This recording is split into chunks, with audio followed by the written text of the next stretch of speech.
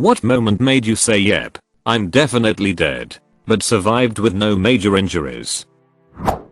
Not me, but my mom, before I was born. She was riding in a convertible with a friend of hers. They came to an intersection and the friend wasn't paying attention and lost control of the vehicle. There was a big rig going through the intersection and they went right under the trailer. My mom ducked. The driver didn't not.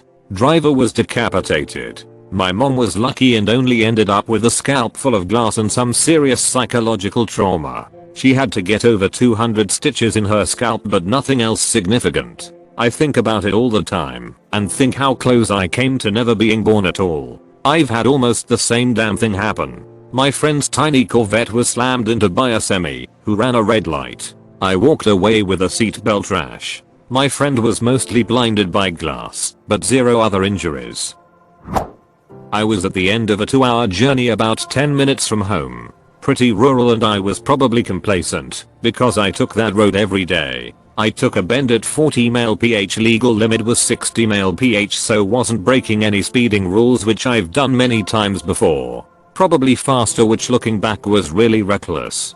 Didn't see until it was too late that a car had spun out on the other side of the corner and another car had pulled up to help. I slammed on, but I wasn't going to stop in time. Before hitting the cars pulled up crashed. I was hurtling straight towards the other cars and people who were stood in the road from the other crash. It was like time slowed down and I was at a crossroads. In my mind I had 3 choices. Continue on my path and hit the other cars and people, veer to the right and go into a field, but there was oncoming traffic and there was a chance I'd hit them, or veer to the left and fly into a wooded area. I chose the last option. And in that moment I knew the chances of me surviving or not being seriously injured after a 40 mph head-on collision to a tree in a 10-year-old Ford Ka was pretty slim. I just felt a complete peace come over me, turned the wheel, and woke up slumped over the steering wheel to some poor man shouting, "Oh my god, I think she's dead." Turned out I passed out from shock or something before the impact, so when I hit the tree I was completely floppy and this contributed to me having no serious injuries. The front of my car was completely disintegrated. After coming to, I tried to put my clutch down to take the car out of gear out of habit and my foot hit the tree trunk. The tree was absolutely fine. I drove past that tree every day 4 years after and you could see the chunk my car took out of it. I was a passenger in an accident where the car went airborne and was flipped into a concrete ditch and knew on the way down that I was going to die. Had that same feeling of peace and just accepted it. Crossed my arms, closed my eyes, and felt so bizarrely calm. We hit, opened my eyes, and realized I was upside down but completely fine. Rest of the car was smashed flat, and driver had been thrown into my passenger safe bubble, so he only had minor injuries. That feeling of peace you described is what made me comment. It makes me feel more at ease about my eventual death. Hopefully we'll have that same calm feeling. I had an idiot friend and we were hiking. We got to this waterfall and he goes, "Dude, let's climb it." I said, "No ducking way." He says, "Well, I'm gonna do it, and if I fall and die it's on you for not coming." So I climbed it with him. Got stuck halfway up on a slick ass rock. Pinched a nerve in my shoulder. So my right arm was useless. I thought I was certain to slip off the rock to my doom. But we managed to get me unstuck. That was the beginning of the end for that friendship. I nearly died following a friend who took a crazy route down a hill on a hike. It's crazy how strong that peer pressure can be. We were up on a mountain, and he slid down the snow of this one section as a shortcut. He went down in a crouch with one foot out front. When I tried to do it, I ended up a starfish pose, just spinning around as I came down. My legs rolled over a bunch of rocks and I came to a rest with my head in a snowbank. I had to hike downhill for like 4 hours after that, and every step was excruciating.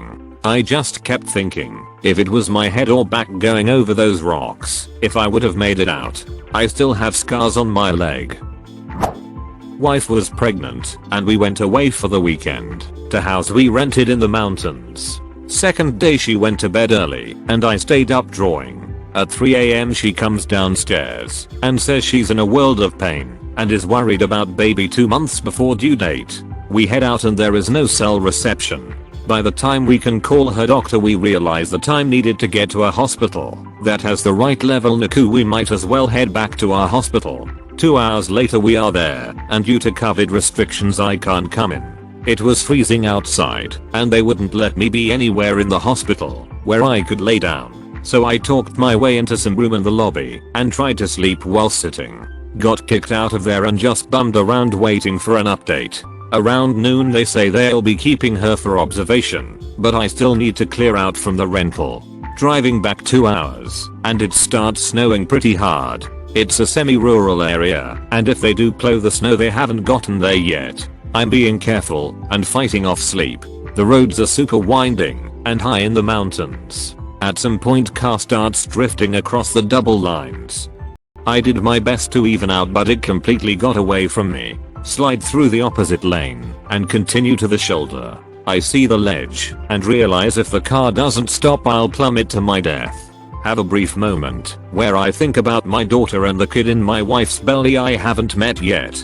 Felt like a stab in my heart and that second go off the road completely. Fortunately there was enough snow in the space between the ledge to trap my car. I passed out in the crash, but luckily a couple was a minute or two behind me and their honking snapped me out of it. They pulled me out of the car and went to get help. No service on the mountain. A couple of other people stopped including a guy who had a big pickup. We dug the car out some and rigged the rope so he was able to pull me out. Despite COVID I had to be physically removed from both these guys because I was hugging them so tight. I was able to make it back to the hospital without anyone knowing. Told them after the kid was born. Sent my guardian angels pictures and 100 gift cards as if that's adequate. I was a senior in high school, and the student club I was in organized an unofficial beach trip towards the end of the year. No teachers or official permission, leaving me and a few other seniors in charge of supervising everything. After a couple hours worth of fun, one of the other students came running up to me and said that 3 of the younger members of the club had been swept out by a riptide and couldn't get back towards the shore. Me and 2 other of the older students, all experienced swimmers, immediately went to go help them. My friends got 2 of the 3 kids in trouble and started guiding them parallel to the shore to get them out of the current. But the guy I went for was panicking, barely staying above the water, and started dragging me down with him almost immediately. I yelled for people to get a lifeguard and tried to keep both of us afloat. But after a few minutes, maybe 5, maybe 10, it felt like forever. I was getting exhausted, having trouble keeping both of us above the water, and I couldn't see anyone coming to the rescue. I started getting big mouthfuls of water and my leg muscles were starting to cramp up. And I remember thinking, holy shit, I might actually die right here, right now, as the current started pulling us further and further away from where everyone was. Thankfully for everyone involved, one of the students on the beach had flagged down a couple of surfers who made their way out to where we were as quickly as they could and hauled first the younger student and then me onto the front of their boards and took us back to shore. I'll always be thankful and appreciative for those strangers who put themselves in the dangerous position of rescuing 2 drowning swimmers. As several people have pointed out, it's not uncommon for people to die doing what I did, i.e. swimming into the water to rescue a drowning swimmer without training or equipment. There are a few techniques for rescuing someone drowning in the comments that everyone should learn if they are ever in the unfortunate situation of having to use them. I should use them, but I was 17 and not thinking straight at the time and almost paid the price because of it. I survived a car crash that wrecked my car, rolled twice, landed upside down, learned the hard way that I didn't have airbags, or at least they didn't deploy. Did have my seat belt on though. That probably saved me. Paramedic said he hadn't seen a wreckage like that and have it end well. Not even a hairline fracture. I went out for a surf on a stormy day and thought to myself, no one else is out. Those idiots. Before being held down by 2 waves after eating it on the first wave of the session. Was thrown down and held under, and while being tossed around my leg rope wrapped around both my legs and one of my arms, so I was probably being held at around 5 femolet under with only one arm free, while my tombstoned board tip is barely visible at the surface but floats vertical like a tombstone. Finally managed to catch a breath between sets before taking another 3 or 4 on the head, and for sure just thought, well, this is it. No one's out. Fisherman will find my body or my board. Managed to get my other arm free and got to shore very quickly and then avoided the ocean for a few days, even though the waves were absolutely perfect. There's a reason no one was out. Everyone else was 10 minutes down the road at another beach where the waves were smaller and cleaner. Parachute deployed but failed to open. That was one of those moments. Then training kicked in. Cutaway failed shoot. Deploy secondary. But for a brief moment life was about to be over in my mind. Tire pop going over a 2-lane road with steep drops on both sides. My car jerked to the side hard, and my car went sideways. Half my car hung over the side and luckily it's low, so it bottomed out. I climbed into the back seat and jumped out the back door. Some dude in a truck pulled me out, and I drove on a flat to the other side and swapped my tire out. I swear it's always some dude in a truck ready to help. They're either the best people ever or jerks.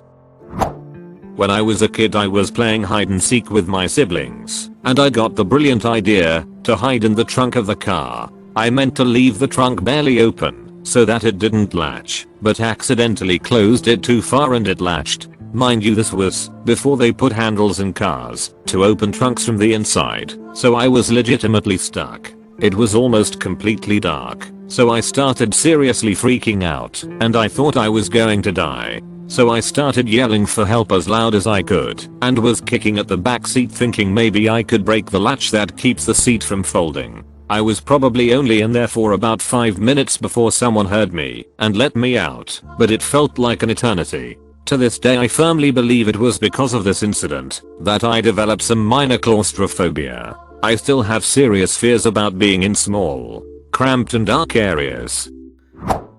I was driving down a highway, doing 65 miles per hour, and suddenly my car started to shake. I tapped the brakes in reflex and my entire car flipped 180 degrees. I'm now facing oncoming traffic, including a semi-truck. I was so close I couldn't see the driver compartment. I screamed and jerked the wheel, bringing me in front of a sedan with 2 people screaming as they watched me appear out of nowhere. I kept screaming and floored the gas pedal, made it to the side of the road, and cried for a long time. I had blown a rear tire. Hitting the brakes was a terrible choice.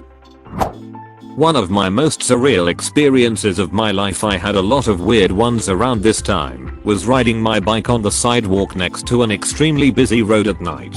I hit something on the sidewalk, I don't know what, and tumbled sideways into the street. As I fell, I saw the road light up from headlights from a car behind me, and when I hit the asphalt, I just laid there because I knew I couldn't get out of the way in time. After a second or so I wasn't dead.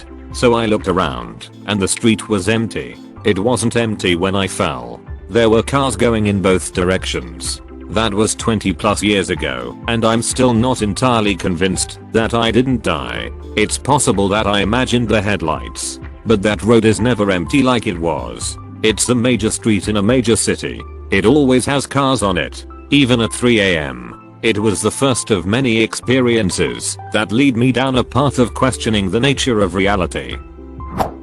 Boyfriend finally woke me up shortly after we had fallen asleep in a small upstairs bedroom that had a smoldering fire. After we collapsed on the floor and couldn't find the door that was not even 5 feet away, we kept hitting walls and corners and started to not comprehend anything. After feeling like I was baking in an oven, I laid my head down on the floor thinking I'd never see my son again and how sad it was to die. It felt like eternity and felt very lonely. My boyfriend somehow found his phone on the floor, called 911. Fire department showed up in what felt like 2 seconds, but couldn't break down the front door. They shined the flashlight up to window so he could kick out the AC unit, which he did. They finally came upstairs, and we crawled to them, and they took us straight to the burn unit since they didn't know what shape we were in. I'm pretty sure the entire hospital turned through our room since they've never seen anyone make it out and look the way we did. Link. Edit. Holy smokes, I appreciate the love from everyone. I could read and reply all night. I'd totally do an ask me anything LOL. I can't wait for my partner to get home so I can show him this. Thanks guys. I was driving home from college on one of those highways with only one lane in either direction and no shoulder. A guy in the oncoming lane didn't see me as I was in a small car. He thought he could pass 4 18-wheelers in one go and pulled into my lane going at least 90. There was nowhere for me to go. He flew off into the ditch to avoid hitting me head on. Likely did severe damage to his car, but I lived. Went whitewater rafting on the Gawler River and my raft flipped on Pillow Rock, one of the most famous Class V rapids. Scariest moment of my life, but other than unexpectedly swallowing some water and almost vomiting, I came out completely unharmed. I ate one of those Bratch's oval shaped hard candies, think they were called sparklets, at home alone when I was 6. Got stuck in my throat. I stood there in shock for a few seconds as I started to realize I couldn't breathe. I ran crazily around the room and ended up colliding hard into the back of the couch, which caused the candy to go flying out. Best accidental heimlich ever. Typo edit. Fell asleep driving through the night with my brothers. They were supposed to stay awake and help me stay awake, but were out cold. I woke up as the right front tire kissed the gravel on the side of the highway, ripped the wheel to the left, and managed only to spin out. Weird thing was, while it was happening, I was crystal clear, fully focused, and totally in control, as if time had slowed down, but thinking that we were all dead. The hood on my car came open at 60 on the highway and completely blocked my sight in heavy traffic. I panicked and jerked the wheel a little bit, which caused me to fishtail a little bit. I shit you not. My driver's education teacher's words from 5 years prior rang in my head to lean down and look through the space at the bottom of the hood. I pulled over and used some wire I found in the trunk to keep the hood closed. Anytime you close your hood, make sure it latches securely by pulling on the hood like you're trying to lift the front of the car off the ground. Edit Jesus. This is a lot more common than I thought. When both the stewardess and pilot at different times came on the loudspeaker of the plane saying they are doing their best to land safely, then seeing the fire engines and other emergency vehicles on the runway waiting for us. The plane landed fine, but as it was going for the landing, a weird calm came over me because I knew I wasn't going to make it, and that was fine. I was driving on the turnpike in my Mazda 3 in the hard rain. It was 3 lanes, and I was in the left lane doing 55. And then I hit standing water and hydroplaned. I did a full 360 spin across all 3 lanes of traffic and ended up in the shoulder stopped. I didn't hit anyone or anything. No one hit me, and one car was so scared with me, they also pulled over, but didn't check on me. To this day I'm still a bit scared in the rain.